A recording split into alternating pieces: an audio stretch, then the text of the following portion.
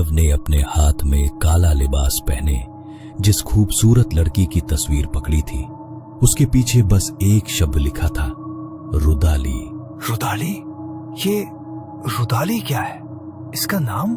नहीं, रुदाली किसी का नाम नहीं हो सकता। उस तस्वीर को देखकर मानव शायद भूल गया था कि सिद्धि के शरीर में अभी भी वह आत्मा है। तभी पीछे से भयानक आवाज में सिद्धि के हंसने की आवाज आई। मानव पीछे मुड़ा तो सिद्धि उसके ऊपर चपट पड़ी। तभी वहां पर रखी टेबल पर मानव का हाथ पड़ा और उसके ऊपर रखी रुद्राक्ष माला मानव के हाथ में आ गई, जिसे मानव ने घर में आने के बाद नहाने जाते समय उतार कर रख दिया था और वापस पहनना भूल गया था। मानव के हाथ में रुद्राक्ष की माला आते ही उसमें एक अलग ही हिम्मत आ गई और उसने जल्दी से उसे अपने गले में धारण कर लिया। तभी सिद्धि को एक जोरदार झटका लगा और वह दूर जाकर गिरी। मानव के पास अब डरने का कोई चारा नहीं था। उसे अपनी और सिद्धि दोनों की जान बचानी थी। उसने जोर से हुंकार लगाई और सिद्धि के पास जाकर उसके कान में हनुमान चालीसा का उच्चारण करने लगा। वो जोर से चीखी और वहां से भागने की कोशिश करने लगी, मगर मानव ने अपनी पूरी ताकत लगाकर उसे कसकर जकड़ लिया। उसने हनुमान चालीसा को गाना शुरू किया और मानव के गले में पहने रुद्राक्ष का बार बार उसके शरीर पर स्पर्श होने लगा। सिद्धि का शरीर अचानक से ढीला पड़ गया। मानव समझ गया कि वो आत्मा डरकर सिद्धि का शरीर छोड़कर भाग गई है। उसने सिद्धि को बिस्तर पर लेटाया और अपने फोन में हनुमान चालीसा प्ले करके फोन को वहां रख दिया। वो आत्मा कमरे के अंदर आने को बेसब्री से तड़प रही थी, मगर कमरे के भीतर चल रही हनुमान चालीसा के वचन उसके कानों में पड़ते ही वो बुरी तरह तड़प रही थी। मानव को सोचने का समय मिल गया था। उसने सिद्धि के माथे पर हाथ फेरते हुए चीजों को गहराई से सोचा। वो आत्मा शांत नहीं बैठेगी। मैं नहीं जानता कि उसे मेरे परिवार से किस बात का बदला लेना है, लेकिन अब मुझे समझ आया कि घर वाले यहाँ आते क्यों नहीं थे। मैंने यहाँ आकर बहुत बड़ी गलती कर दी। अपने साथ साथ सिद्धि की जान भी खतरे में डाल दी। मैं अकेला कुछ नहीं कर पाऊंगा। जब तक मेरे घर वाले नहीं बताएंगे कि आखिर ये सब हो क्या रहा है, तब तक इसे सुलझाना पॉसिबल नहीं है। इस रुदाली की कहानी तो अब वही बता सकते हैं। मानव ने अपने नए नंबर से मां के नंबर पर फोन किया।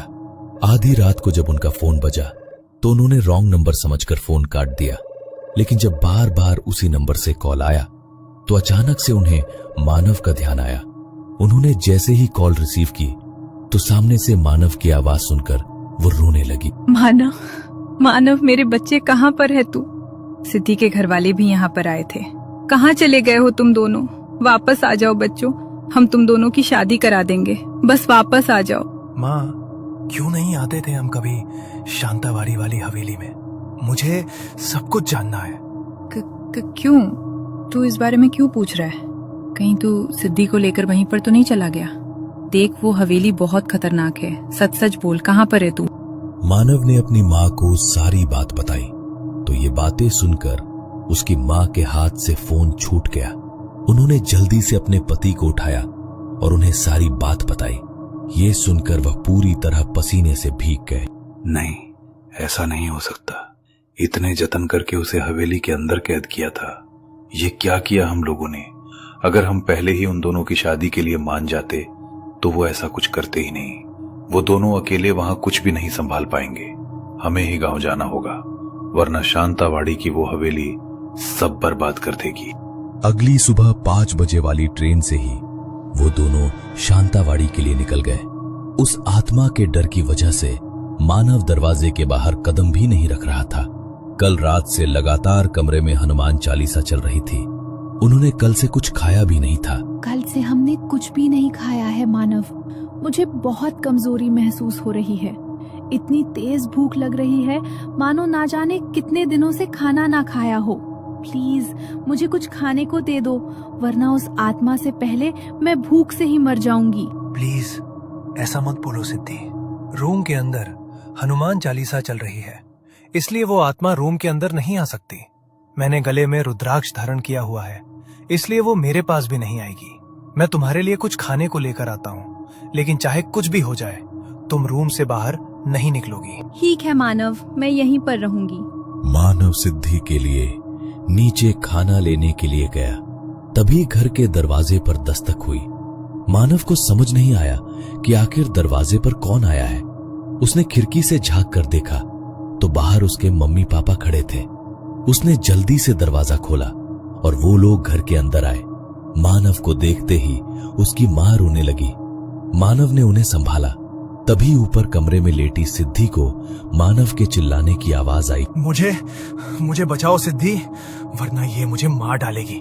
प्लीज सिद्धि, जल्दी से यहाँ पर आओ। लगता है मानव किसी मुसीबत में है, मुझे उसे बचाना होगा। इससे पहले कि सिद्धि कुछ सोचती, तभी फिर से उसके कानों में मानव की जोरदार चीख सुनाई पड़ी। इस बार उसके चीखने की आवाज सुनकर सिद्धि बिना कुछ सोचे समझे उसकी मदद के लिए बाहर की तरफ दौड़ी। उसने